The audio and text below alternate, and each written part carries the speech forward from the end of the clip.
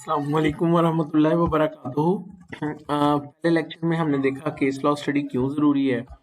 उसके बाद दूसरे लेक्चर में हमने देखा कि इसको ग्रिप ओवर कैसे करना है। फिर हमने ये देखा लैंडमार्क जजमेंट कैसे होती है, उसकी सिलेक्शन कैसे करते हैं। उसके बाद हमने देखा कि ओवरऑल केस लॉ स्टडी के लिए हमारे पास क्या क्या रिसोर्सेज हैं। उसके बाद हमने देखा कि एक लैंडमार्क जजमेंट को इंटरप्रेट कैसे किया जा सकता है। अब आपकी कुछ कन्फ्यूजन हैं, मैं उनके ऊपर बात करता हूँ।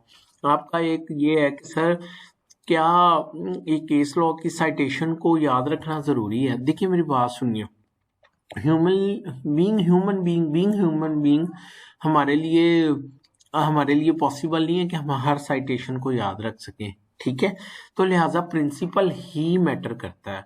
अलबत्ता देखा गया कि पास पेपर में वो केस लॉ भी पूछ लेता है, साइटेशन भी पूछ लेता है, लेकिन ये इसकी रेशो है 2%, यानी 2% वो चांसेस हैं कि वो डायरेक्ट क्वेश्चन करे आपसे कि भाई केस लॉ की साइटेशन बताओ और केस लॉ बताओ क्या है। अदरवाइज वो क्या करता है, अदरवाइज वो आपको एक प्रोपोजिशनल क्वेश्चन के थ्रू प्रिंसिपल पूछ लेता है। जब वो इनडायरेक्टली आपसे क्वेश्चन करता है और एक प्रोपोजिशनल क्वेश्चन आपसे पूछता है थ्रू प्रोपोजिशन, तो उस वक्त साइटेशन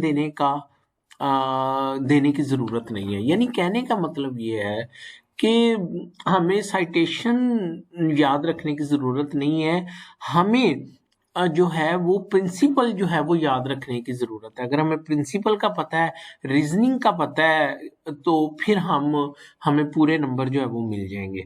अब बात ये है कि जो वो 2% डायरेक्ट केस लॉ पूछ लेता है, तो उसकी साइटेशन का क्या करें। देखिए वो लैंडमार्क जजमेंट पूछता है, और लैंडमार्क जजमेंट जब आप सिलेक्ट करेंगे तो वो कुछ ही होती हैं और वो याद भी हो जाती हैं, क्योंकि वो रिपीटेडली आप उनका इस्तेमाल कर रहे होते हैं।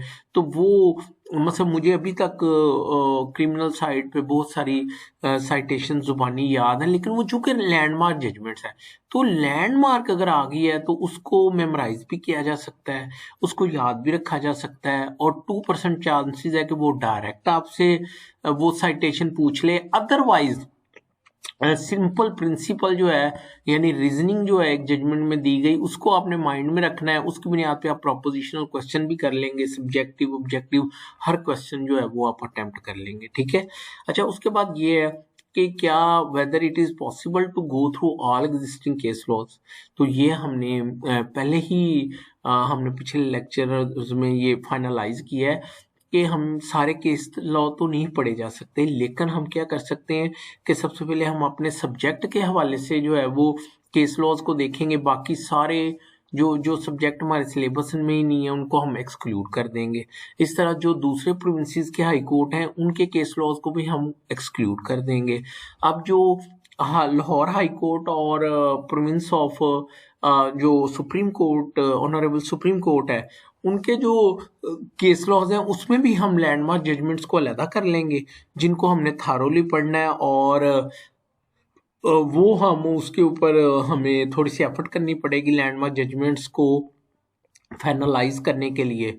और फिर उसके बाद ओवरऑल स्टडी जो है वो जो रिसोर्सेज हैं, व्हाट्सएप, फेसबुक, यूट्यूब, और वो जो fortnightly case law bulletin high court की तरफ से शेयर होता है, उसके थ्रू हम वो वाले केस लॉज कर लें, दैट विल बी सफिशिएंट।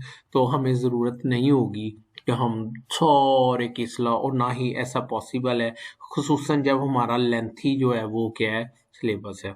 उसके बाद एक और आपकी क्यूरी है वो ये है कि एक लैंडमार्क और लेटेस्ट जजमेंट में क्या फ़र्क होता है। मैंने पहले भी आपको बताया कि लैंडमार्क जजमेंट वो होती है जिसमें एक बेसिक प्रिंसिपल लेट डाउन किया जाता है। लेटेस्ट जजमेंट जो है वो जो रिसेंटली जिसमें या तो कोई नया प्रिंसिपल लेट डाउन किया गया है या पुराना प्रिंसिपल रिपीट किया गया है। यानी लेटेस्ट जजमेंट जो है वो रेपिटिशन भी हो सकती है लैंडमार्क जजमेंट की, और वो लैंडमार्क जजमेंट भी हो सकती है। लेटेस्ट जजमेंट इटसेल्फ भी लैंडमार्क जजमेंट हो सकती है, ठीक है। तो ये हम फाइनलाइज करके इनको स्टडी भी करेंगे। अच्छा, अब अगली बात है कि लैंडमार्क जजमेंट को कैसे सिलेक्ट करना है तो हमने उसके ऊपर डिटेल किया है कि हम किसी प्रैक्टिसिंग लॉयर से कंसल्ट कर सकते हैं, हम किसी कोर्ट ऑर्डर में उसका रेफरेंस देख सकते हैं, हम किसी बुक में देख सकते हैं कि ये जजमेंट रिपीट हो रही है। तो जब हम स्टडी स्टाइल चेंज करेंगे तो ये चीज़ें खुद ब खुद ही रिजॉल्व होती चली जाएंगी। अच्छा जी, उसके बाद ये है whether it is necessary to go through a case law completely.